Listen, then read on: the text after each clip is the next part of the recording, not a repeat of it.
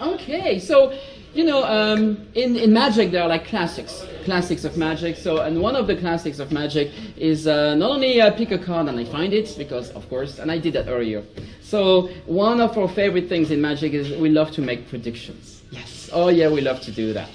So basically a prediction is something we put aside and we only check at the end, yeah? And so here I brought a little envelope here. It's a little red envelope, and inside this envelope there is a little piece of paper. And we're going to check only at the end. What's your name, sir? Mark. Mark. Mark, tonight you'll be the guardian of the prediction. So I'm going to leave the prediction right here on the table. Yes? I'm going to move it a little bit further here. So now it's completely out of my reach. See? I cannot even touch it. It's good. Yeah? Okay, you don't have to trust me, but it's fine. Because Mark is going to be the guardian of the prediction, and he's going to look after it. So you must all remember something. We haven't done anything yet. Nothing has happened yet. But the prediction is already here. The envelope is already on the table. It might be a little annoying later when you realize, oh, that was before we did anything. And Mark, if I move a little too close to that prediction, yes? And if you see me moving my hand very close to the prediction, I want you to yell, attention. Attention. Oh, that's good. See? It's the French version of attention, even with a little Parisian accent. I like it, yes? So, I mean, maybe we can rehearse now, okay? So at any time, if you see me coming too close to the prediction... Attention. Good, nice! That's a good one. That's a very good one. And here, I have a deck of cards here, of course, obviously, all 52 different World Shuffle cards. Would you help me, sir? What's your name? Jason. Jason, yes. Oh, yeah. I want you to check if you have good memory, which is good. Jason, would you just check the card? That's good. Would you check the cards? Make sure they're all different, obviously. And there is nothing. You can check them one by one if you want. That's going to be like a long night. No, just check. No, you can check. Really, you can check. They're all different. Liz, I think it's Liz, yeah? Okay, good. Once again, yeah. If you have two people checking, we're good. All different? Yeah, they're all. You're good? Okay, good. I want you to see the skills of shuffling, your skills of shuffling. Would you shuffle the cards for me if you don't mind? Would you shuffle? Perfect. Oh, yes, same way. Yes, all the same way. Otherwise, it's going to be too easy. I saw the top card here. You need to do something. Because, yeah, people may think, oh, he's going to use the card he saw to do something special. And would you place the card on the table for me? Perfect. I don't want to do anything here. I want you to do something very simple. Yes? You check the cards. You shuffle the cards, right? And now there is one card on the top here, and there's no way, of course, we can know about that card. Would you just take it, please, and hold it between your hands like this, face down? Perfect, yes. Did I touch the cards? No. I didn't do anything, right? You check the cards, you shuffle the cards, and you decided to stop at some point. You could have shuffled maybe 1 or 2 more seconds, 1 or 2 less seconds. And obviously it would have been a completely different card because you did everything. I didn't touch anything. It could have been any of these 51 cards here, but it's not. It's the one you have between your hands. Please, would you just lift like this a little bit, and would you just turn over? And would you just show which card you took? Show the cards. Oh, that's pretty. Oh, wow. It's very French. Lots of hearts. Like that. That's the 10 of hearts. We can all agree. There was no way I could control that. There was no way I could know in advance that this would have happened, right? Remember, before you check the cards, before you shuffle, before you did anything, I put something here. No way. Yeah, way. It was, yeah, way, because it was there before you did everything. Remember, I told you it might be annoying, but it's there. Mark, did I touch anything? No, I didn't touch anything, right? Yes, now I can touch it because it's too late. Liz's card is right here, and that's the 10 of hearts. I'm going to very, very gently and very slowly take this envelope. I'm going to turn it over, very slowly open it.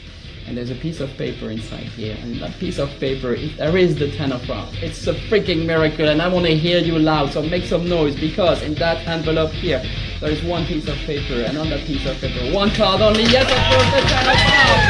It's the 10 of hearts. Yes.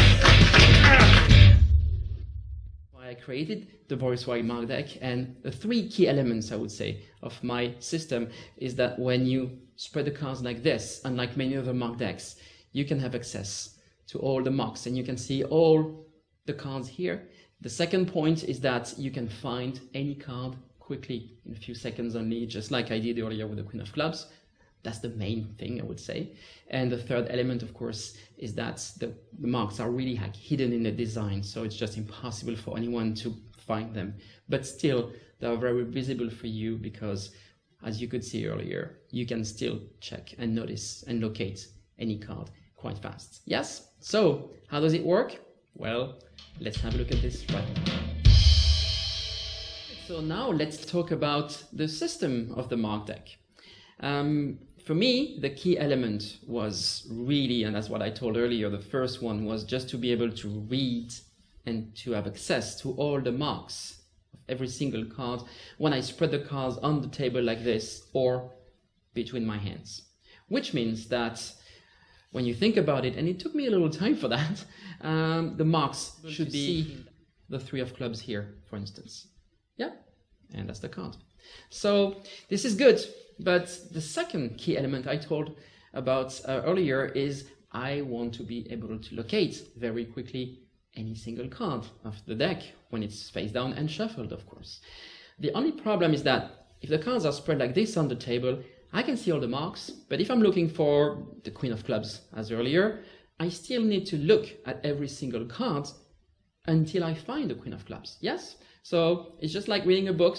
Okay, Western countries read from left to right. So for me, I would start here, and especially when I spread the cards from left to right, I would start looking at the cards here, and I will just go to the next card. Yes? The problem is that if I have all the marks here on the edge, and if I don't put them in a very specific way, but just in a very basic way, like in the corner, well, I still need to look at every single card one by one, one after each other, until I find the Queen of Clubs. And imagine if the Queen of Clubs is here, like it is right now, I have to look at every single card until I get to that card here, which takes forever. And you can imagine, of course, that there's no way in professional conditions you can spend that much time, looking and staring at the back of cards. And at some point, people may think that maybe there is something at the back of the cards that can help you. Maybe it's using a mark deck, yeah? There's no way you can do that. So that's why I developed the concept of levels, yes? So in this red frame, yes, at the back of the card, I decided to split the marks at 4 different levels. So let me show you. This is all over the world, so that's why I do it. But we will see later that if you want to customize this or if you want to change this because you prefer another order, it's possible to do it. Yeah, between my hands, in a very casual way, and I don't have to worry about covering any mark here because I can see all the levels anytime, whether I spread. That's basically how the system works. Now you know 4 levels. If you're looking for a club, look at level number 1. If you're looking for a heart, look at level number 2. If you're looking for spade, level number 3, and diamond, level number 4. So now you can already, figure out a little bit how it's possible, to find a card so quickly, because once you know the suit, you know exactly where to look, and now you just have to look for the right value to find the card you're looking for. And that's what we're going to see right now with some basic applications using the Boris White mark.